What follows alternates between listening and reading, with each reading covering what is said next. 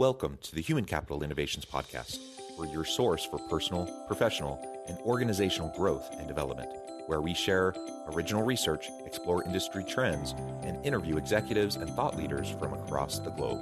We hope you join us often for practitioner-oriented content around all things related to leadership, HR, talent management, organizational development, and change management. Maximize your personal and organizational potential with Human Capital Innovations Podcast.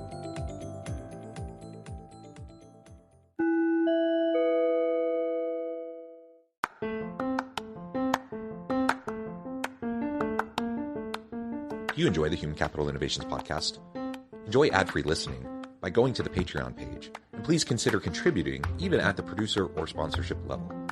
And please leave a review. Thank you for your support.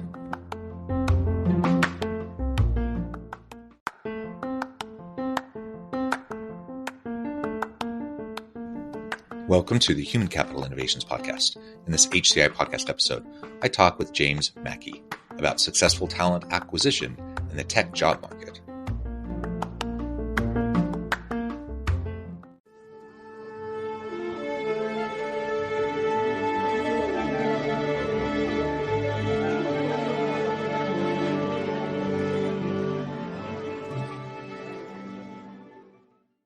James Mackey, welcome to the Human Capital Innovations Podcast.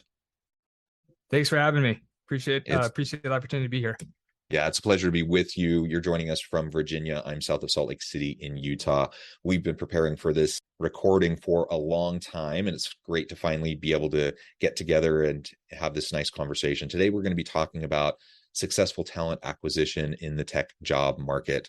Of course, it's really hard, really across the board. It's a tight labor market. It's hard for employers to find good people anyways, regardless of the sector, regardless of the type of job, but particularly in STEM fields, particularly in the tech job market, it's a real challenge. And, we're still in the midst of the Great Resignation, lots of quiet quitting, lots of these types of things that organizations are trying to deal with. And so talent acquisition is certainly a challenge, and we're going to be exploring that together. As we get started, I wanted to share James' bio with everybody. James Mackey is the CEO of Secure Vision. Since 2015, Secure Vision has partnered with over 140 VC-backed tech companies, ranging from growth stage to enterprise clients, to recruit talent in every department. James is passionate about building talent acquisition solutions that align with real business outcomes and ending a seemingly endless cycle of frustration that most leaders experience with hiring. And I agree. I think most do experience that, and it's incredibly frustrating, and it's an incredibly difficult situation. With that said, as a little brief introduction, anything else you would like to share with listeners by way of your background or personal context before we dive on into the broader dialogue today? Yeah, for sure. So my perspective, startup, growth stage, enterprise, basically just very simply put, companies borrow recruiters from us. So we have recruiters that specialize in technology openings, recruiters that specialize in revenue go-to-market, and recruiters that specialize in G&A. So we pretty much fill every type of position for startup, growth stage, enterprise companies across the board. And right now, in terms of quality, we lead two categories on G2. G2 is the go-to review site for tech. So we are the number one embedded recruitment solution. We're also the number one staffing agency out of 1,700. So, we've been doing this stuff for a while. We're pretty good at it. And hopefully I'll be able to provide some unique insights here to help companies hire more effectively and hire top talent. So looking forward to jumping into it. Awesome. So with that said, and again, maybe everyone just recognizes the need here and the challenge, but how competitive is the tech landscape right now when it comes to hiring top talent? Yeah, so there's a lot of headlines about layoffs in tech, but it's important to remember that unemployment in tech is hovering around 2%. So it's about half the national average of the actual unemployment rate, which is also incredibly low. So it's just important to not really feed too much into the clickbait of what we're seeing out there. Obviously, there's huge economic concerns when it comes to inflation and other foreign policy and these types of things. So I'm not downplaying the seriousness of that or the market or whatever it might be. But when it comes to employment, we're still in a very strong labor market. So I think one of the things that we just have to be careful of is this kind of fallacy of, a lot of people are getting laid off in tech. It's going to get a lot easier to hire. Yes, there are people that are looking for work now due to layoffs, but the amount of job openings is still incredibly high within tech. So that's just something to keep in mind. And I'm not trying to be insensitive, but the reality is that, Yeah. top 25% of A players in tech are still employed. So I understand there's probably been a lot of good people that have been impacted by layoffs, but that said, the people that are really driving value creation within these organizations and leading their functions are still employed. And one thing to think about when hiring is hiring good enough isn't good enough, right? Like you don't want to set the bar at getting, VC players. You really want to make sure that you're getting A players that are 95th percentile at what they do, because if you can get those A players, it's going to exponentially impact your organization's ability to scale, right? The growth is scale and to become the category leader. If you're not, if your company isn't in the game to be a category leader, what are they doing? So the goal is not to survive, it's to thrive. And in order to thrive, you need the best possible people at your company building products and services, period. Yeah, amen. And to put a fine point on it, again, you were highlighting that there's been lots of layoffs and that can lead people to believe that maybe it's easier right now. Let's remember that a 2% unemployment rate is ridiculously low. Like that's way too low. Yeah. It's below replacement rates. That means you're not having you have open positions. You don't have enough people applying, and when you have people applying, they're usually not the best people. And so, to your point, right now it's really hard not only to get any decent qualified applicants, but particularly the really great applicants, the top talent that's going to help your organization thrive. So let's not delude ourselves in thinking, oh, things are just going to magically be getting better. We have to have strategies in place to help us really find the best people and to hang on to them. One of the things, go ahead. Well, just real quick. So I just, while you were talking, I also just Googled the current tech unemployment rate, and it's actually at 1.7% right now. So it's dipped below 2%. So thank you, LinkedIn News, for all the doom and gloom, but I'm not buying it. Right. One of the ways that organizations are trying to deal with this is through reskilling and upskilling their current workforce and using internal talent acquisition to really fill the gaps. Where do you see internal talent acquisition teams, falling behind, or what are they getting wrong as they're trying to fill those important roles? Well, I think as you mentioned, like leveling up internal teams, making sure that you have a good talent management system in place to evaluate the skill sets that you currently have on your team before you're posting jobs externally is important. And the bigger the organization, the more important that becomes, right? Because you could have people that could be a good fit that you're not even aware have that skill set within the organization. So, posting jobs internally, making sure that you have the bandwidth to review those and there's a structure in place to start there first is important. In terms of, mistakes that organizations are making, I would say right now, or, some of them probably cut a little bit too deep into talent acquisition. I get it's a supply and demand thing. So if you need to downsize your talent acquisition team, it's hard to say that that's a mistake if you have a lot less hiring. So I totally understand the concept of a scale back, but it's one of those things where you have to find the right balancing act to keep enough infrastructure in place so you're not totally screwed coming out of the market correction. Because what we saw, a couple of years ago when COVID hit is companies had to make deep cuts, right? But then everybody was scrambling to hire recruiters at the same time. They couldn't do it. They didn't adjust salaries fast enough. They moved way too slow. They ended up hiring a bunch of contingent partners to try to fill roles. They paid a ton of bloated fees. They got a low quality of hire. Everybody was complaining that, they couldn't hire the best people, that they had to hire average, kind of players. And that led to some of the deeper cuts that we're seeing now. So lesson learned is, okay, do what you got to do to get through this thing. Just don't cut too deep. It's easy to look at, a lot of P&L owners and finance leaders look at recruitment as a cost center. And, I get that it's not directly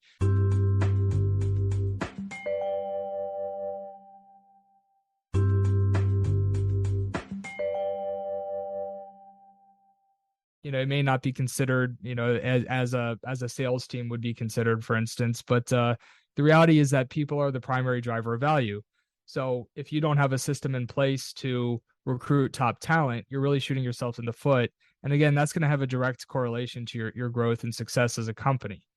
So I don't think we should be cutting too deep, right? You need to be ready to ramp back up. And the other thing is that I think sometimes companies forget, like, you're going to have backfill hires. in any market. So if you're a 500 person company with whatever attrition rate, right, whether it be 10, 20% or whatever it is, a 500 person company, a 10% attrition rate is at least 50 hires, right? So you got to backfill those hires, and you got to make sure it's with quality people. Now, attrition rates can change a little bit in a down market, but if you go through layoffs, well, people are going to start to feel unstable about their job. So your attrition is probably going to go up. So, if you can avoid layoffs, your attrition probably is going to be consistent, or maybe even a little bit lower during a down market. Because if people feel that it's a stable environment, they're less likely to move. They're going to have a lot of conversations just in case, but they're probably not going to leave you. But if you do a round of cuts, then everybody's going to be thinking to themselves, all right, I got to start having conversations, right? Because I don't know about stability. So people are looking to jump off the sinking ship at that point. Exactly. So you have to think about the potential increase to your attrition rate if you go through layoffs, and make sure that you have the right talent organization in place to make sure you're backfilling those roles with fresh, new A players that can come to the organization with a lot of passion about solving the problems and challenges that you have. So just some things to think about, and what I'm seeing right now, and what I saw during COVID too. I mean, it's not as bad this time around, but we're still seeing some of the same trends there in terms of mistakes. Yeah, absolutely. And coming back to what you were saying just a minute ago about the internal talent acquisition teams, just to put a fine point on it, and to really emphasize how important it is to know the skills, the competencies and capabilities of your people and where you currently stand. Organizations are notoriously bad at this.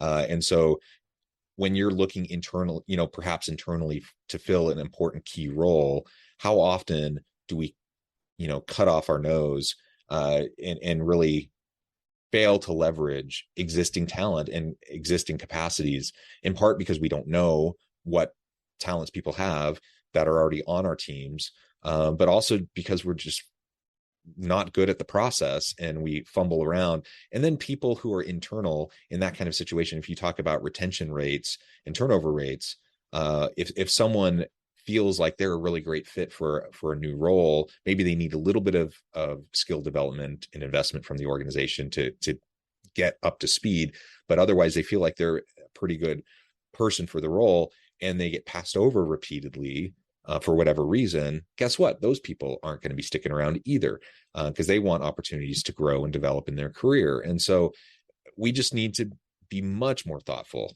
in our organizations in thinking about the entire talent pipeline, both from an external and an internal perspective. For sure. And I think too, the larger an organization is, the more L&D and onboarding and process and structure they should have. It doesn't mean that they always do, but they're hopefully going to be in a better position to train people up on new positions. The one thing that I will say is, the smaller the organization, you have to be careful with that too, because you need experts that can drive outcomes. And sometimes it's worth potentially losing somebody that's on the team existing than putting them in a role where they're not going to be able to drive excellent results. So I don't think retention is the number one thing in talent, right? I think results are. And I think, we go to companies, they're not families. They shouldn't be, I think it's manipulative when leaders refer to employees as family, because they're not. It's a company's, it should be viewed as a high performing team. And just like a basketball team or a baseball team, you have to earn your spot on that team. And that's how we should be running organizations. And we should be transparent about that. So anyways, I do think that there almost is an overemphasis on retention. I think that some of the emphasis that's put on retention should be focused on onboarding. Let's onboard and ramp people faster so they can start contributing to our mission faster, right? And then also, I think, this is what I actually learned this from Steve Cadigan. He was the first chief HR officer of LinkedIn. And what he always used to say is, people always underestimate the passion and curiosity that new people bring to the table.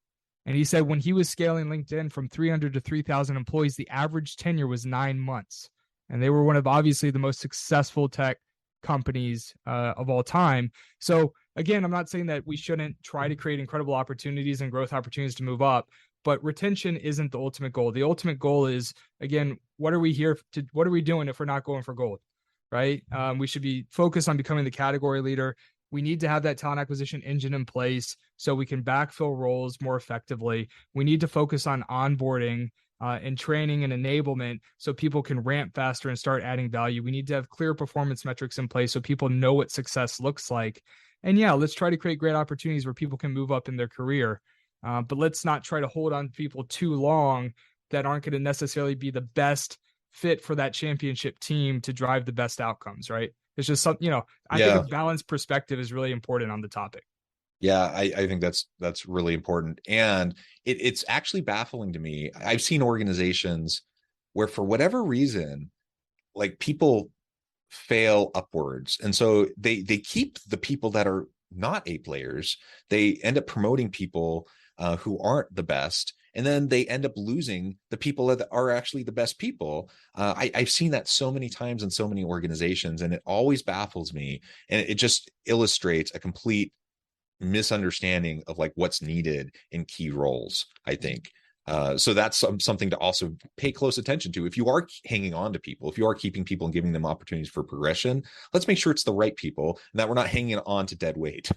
Yeah, I think the issue there is that companies are not very good at putting in performance standards and following those closely. And there needs to be, it starts with culture, right? Like at Secure Vision, our culture is accountability, excellence are the top two values. And culture doesn't really mean things unless it's actually actionable. So we have a list underneath those values of here's all the different things you can do on a day-to-day to live by this value.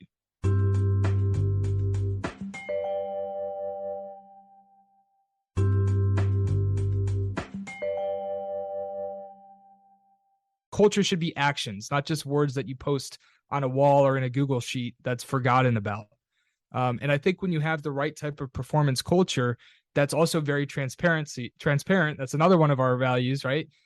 It's having direct conversations with employees like, hey, like in order for you to have this position, we love working with you. I love you. It's fun. It's fun working with you, but we gotta get, you gotta hit XYZ performance metric, right? And that's how we make this position sustainable.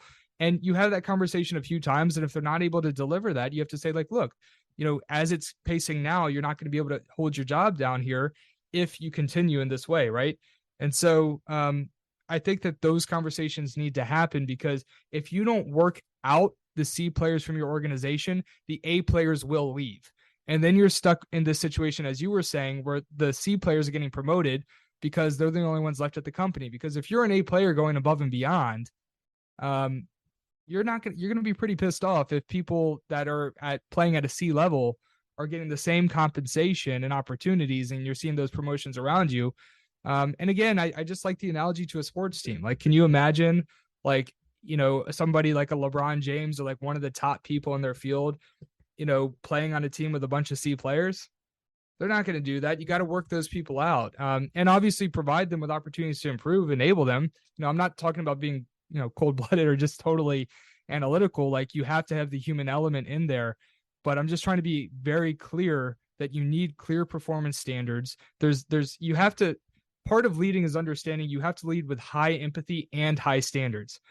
And great leaders know how to do both at the same time. They know how to be empathetic, but maintain clear expectations and high standards. So you have to learn how to do those two things at once, right? Yeah, creating a culture and an environment of mutual accountability and trust is how I like to think about it. That means you have high standards, high expectations, you support your people in achieving those high expectations and fulfilling those standards, but you also don't compromise on those standards, and you just hold each other mutually accountable. Through doing that, you develop better, meaningful relationships and trusting relationships, more supportive relationships. The two can and should go hand in hand, and it's not like two sides of a coin. It's not, we don't want to think about this from a false dichotomy kind of standpoint. They really should be mutually reinforcing to each other. You talked a little bit about what you do at Secure Vision. I'm wondering if you can describe a little bit more, what's an RPO style staffing and recruiting agency, and what makes it different than other approaches? Yeah, for sure. So RPO is just a fancy way of saying companies borrow recruiters from us. Recruitment process outsourcing. What the hell does that really mean? Nobody knows what it means. I don't know why the industry is called that. It's silly. But really, yeah, again, it's companies borrow recruiters from us. So the way it works is if a tech company needs engineers or salespeople or whatever it might be, and their internal talent acquisition team is, a certain amount of people, they don't have the bandwidth to take on roles in a hiring surge. They might decide, well, we're not going to open up additional headcount for our internal team because we don't think we can sustain that headcount. But we don't want to work with contingent firms because we don't want to pay 30 grand or more for a hire to get, a crappy experience from a vendor that, their recruiters working with 10 other customers at the same time. So they can essentially borrow our recruiters who act as internal employees, but who aren't, and they can scale us up or down on demand. So that's the value add of RPO, is you get the value of an internal recruiter that really starts to understand your business and how to sell it to candidates, right? But you get the flexibility of being able to scale us up or down quickly. And so that's why this model, RPO, or borrow a recruiter, has double-digit growth year over year on a macro level globally. But why companies like Secure Vision that are a little bit more niche focused on tech are growing in triple digits year over year, and getting pretty cool valuations too, because it's recurring revenue. So that's the value. The other big thing too is like on the contingent side, the fees are like 30 grand. Your average cost per hire through an RPO is like 5 grand. If you have, let's say a recruiter at, X amount per month, if they're doing several hires, you're looking at a much lower cost per hire. So you're getting much better quality, lower cost per hire. And that's why that model is growing. So part of our mission, we have 2 missions, but they're intertwined, is we're going to become the category leader in tech. We're arguably already the highest quality. And my goal is in the next 2 years for us to be the biggest in tech. And part of that mission is we want to educate the tech industry that this is the best model for recruitment on the agency side. So we want the tech industry to adapt this as the preferred model for agency recruiting. And right now it's still on the contingent side, but that's not because people love contingent. It's just because they don't know about the borrow a recruiter model. So a lot of the times when we're talking with executives, we say like, they're like, oh, we've only done contingent. I'm like, well, why don't you just borrow some folks from us and do it that way? And they're like, oh my God, I never heard of that. That sounds so cool. Right. So it's one of those things where it's just an education thing, and it's starting to become a little bit more common. But, I think over the next couple of years, a lot more companies and executives are going to be familiar with it. Yeah, it really is cool. And it's like a no-brainer. Once you kind of get outside of yourself and look at it with a fresh lens, you're like, oh, of course, why wouldn't we do this? Yeah. So yeah, wonderful. You're doing great things there. Well, James, this has just been a great, fascinating conversation. I know at the time I'm going to have to let you go here in just a few minutes. Before we wrap things up for today, I wanted to give you a chance to share with my audience how they can connect with you, find out more about your work, your team, and then give us the final word on the topic for today. Yeah, for sure. So you can find me at James Mackey on LinkedIn, James Mackey Secure Vision. If I post a lot of content about recruiting, scaling companies. You can also follow my podcasts. One is Talent Acquisition Trends and Strategy.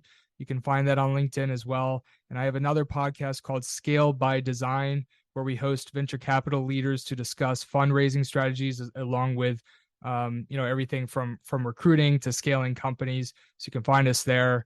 And my company, Secure Vision, you can find us on our website at securevision.io.com. Or excuse me, not .com anymore. It was .com. Securevision.io, excuse me. And final word of the day, I'm not really sure. I hope I was able to add value in the conversation. But if you have any follow-up questions, just shoot me a direct message on LinkedIn. I'm happy to help. Thank you. Wonderful, James. Thank you so much. It's been a real pleasure. I encourage listeners to reach out, get connected, find out more about what James and his team can do for you. I love this model. I love your approach.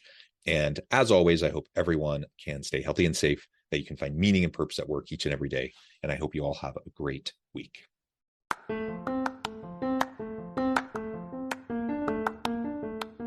you enjoy the Human Capital Innovations podcast?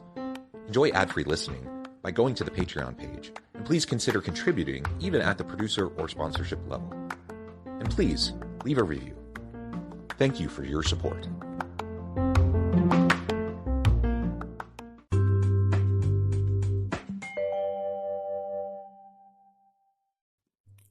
Thanks again for joining us for this episode of the Human Capital Innovations Podcast. I hope you stay healthy and safe and that you have a great week.